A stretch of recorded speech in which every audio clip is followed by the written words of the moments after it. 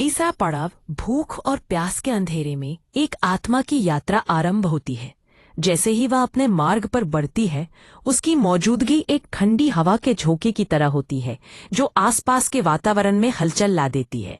आत्मा के चारों ओर एक सुनसान सन्नाटा होता है जहां केवल उसकी भूख और प्यास की गूंज सुनाई देती है। इस यात्रा में आत्मा को हर कदम पर भूख की तीव्रता महसूस होती है, जैसे किसी ने उसके भीतर एक गहरा गड्ढा खोद दिया हो जिसे भरने के लिए अन्न जल की आवश्यकता होती है। उसका मन करता है कि कोई उसे देखे, कोई उसे सुन सके और उसे उस अदृश्य दर्द से उबार सके, लेकिन कोई नहीं है। केवल एक खालीपन है जो उसे घेरता है।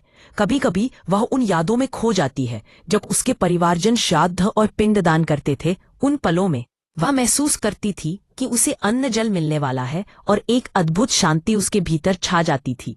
उसके परिजनों की प्रार्थनाएं उसके अस्तित्व को सजीव कर देती थीं, जैसे कि धरती पर एक नई सुबह हो। लेकिन अब जब कोई श्राद्ध नहीं हो रहा है, अकेली और तड़पती है। इस संघर्ष में आत्मा अपने आप से सवाल करती है, क्या वह अपने प्रियजनों को याद करती है या उन्हें भूल गई है? उसका दिल एक अज्ञात दर्द से भरा है जो उसे हर दिन और अधिक बेताब करता है। भूख और प्यास के इस पड़ाव पर उसे एहसास होता है कि जिन चीजों की उसे सबसे अधिक आवश्यकता है वे केवल भौतिक वस्तुएं नहीं हैं। उसे प्यार, देखभाल और बंधुत्व की आवश्यकता है। आखिरकार एक दिन जब तड़प लगभग असहनीय हो जाती है तो एक हल्की सी रोशनी उसके चारों ओर फैलने लगती है। ये एक प्रतीक है, एक संकेत है कि उसके परिवार ने उसे याद किया है। उनके श्राद्ध की ध्वनि उसकी आत्मा तक पहुंचती है, जैसे एक मृदंग की मधुर धुन। अन्न और जल का अनुभव करने का ये एक अद्भुत क्षण है।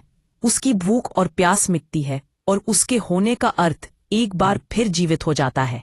इस प्रकार वह अपने अनुभव से समझती है कि जब परिवारजन एकजुट होते हैं तब आत्मा को जीवन मिलता है। यह यात्रा केवल भूख और प्यास की नहीं, बल्कि प्रेम और संबंधों की भी है। दोस्तों, अगर आपको ये कथा अच्छी लगी हो तो इसे लाइक,